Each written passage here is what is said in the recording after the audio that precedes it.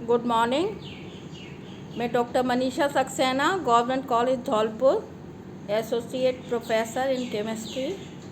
बच्चों, आपका बहुत हार्दिक अभिनंदन कि आप इस सत्र में बीएससी पार्ट 2 में आ गए।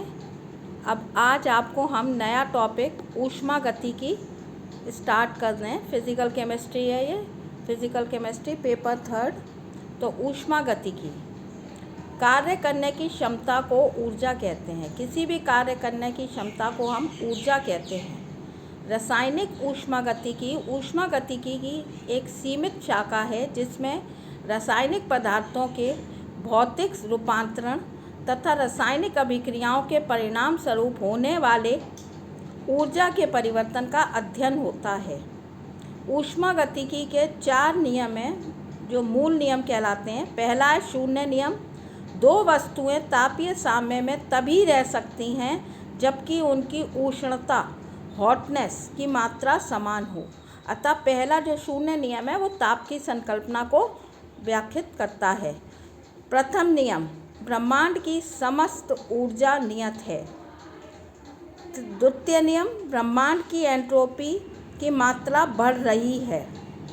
और तृतीय नियम है, परम शून्य ताप पर 0 केल्विन पर आदर्श क्रिस्टलीय पदार्थ की एंट्रोपी शून्य होती है। ये 4 नियम हैं, इन्हें हम एक एक करके बाद में पढ़ेंगे।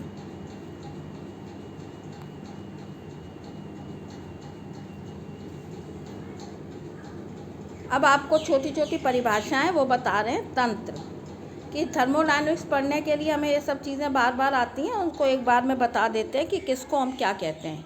तंत्र, ब्रह्मांड का वह भाग जो अध्ययन के लिए चुना जाता है उसे हम तंत्र कहते हैं। परिपार्श्विक, तंत्र को छोड़कर ब्रह्मांड का शेष भाग परिपार्श्विक कहलाता है।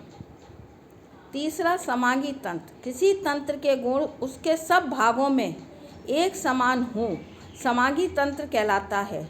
जैसे शुद्ध ठोस, शुद्ध द्रव, विलयन तथा गैसों का मिश्रण। विषमांगी तंत्र, यदि किसी तंत्र में 2 या 2 से अधिक सुस्पष्ट समांगी क्षेत्र हों उसे विषमांगी तंत्र कहते हैं, जैसे तेल एवं जल। खुला तंत्र, वह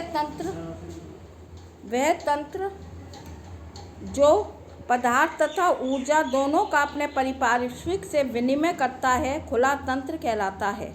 जैसे खुले बीकर में रखा गर्म जल। बंद तंत्र, वह तंत्र जो अपने परिपार्श्विक से केवल ऊर्जा का विनिमय करता है, पदार्थ का नहीं, बंद तंत्र कहलाता है। जैसे बंद बीकर में रखा गर्म जल, अतः ढके हुए पात्र में रखा हुआ गर्म जल। विलगित तंत्र, वह तंत्र जो परिपार्श्विक से ना ऊर्जा का विनिमय करता है और ना पदार्थ का, विलगित तंत्र कहलाता है। जैसे थर्मस में रखी गर्म चाय।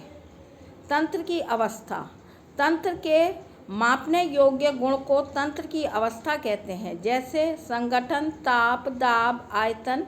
इन 4 गुणों द्वारा हम तंत्र की अवस्था को निर्धारित करते हैं। इन्हें अवस्था के चर या वेरिएबल्स ऑफ स्टेट कहते हैं। अब तंत्र के 2 प्रकार के गुण होते हैं, एक मात्रात्मक गुण, एक विशिष्ट गुण। मात्रात्मक गुण जो कि मात्रा पर निर्भर करता है, वह गुण जो तंत्र की में उपस्थित पदार्थ की मात्रा पर निर्भर करता है, मात्रात्मक गुण कहलाते हैं। जैसे द्रव्यमान, आयतन, ऊष्मा की मात्रा, आंतरिक ऊर्जा, एंट्रोपी, एंथैल्पी, ये सब मात्रात्मक गुण कहलाते हैं। विशिष्ट गुण, जैसा कि नाम है, जो विशेष हो, विशिष्ट हो, वह गुण जो तंत्र में उपस्थित पदार्थ की मात्रा पर निर्भर नहीं करता बल्कि उसकी सांद्रता पर निर्भर करता है, विशिष्ट गुण कहलाता है। जैसे दाब, ताप, घनत्व, श्यानता, पृष्ठ तनाव आदि।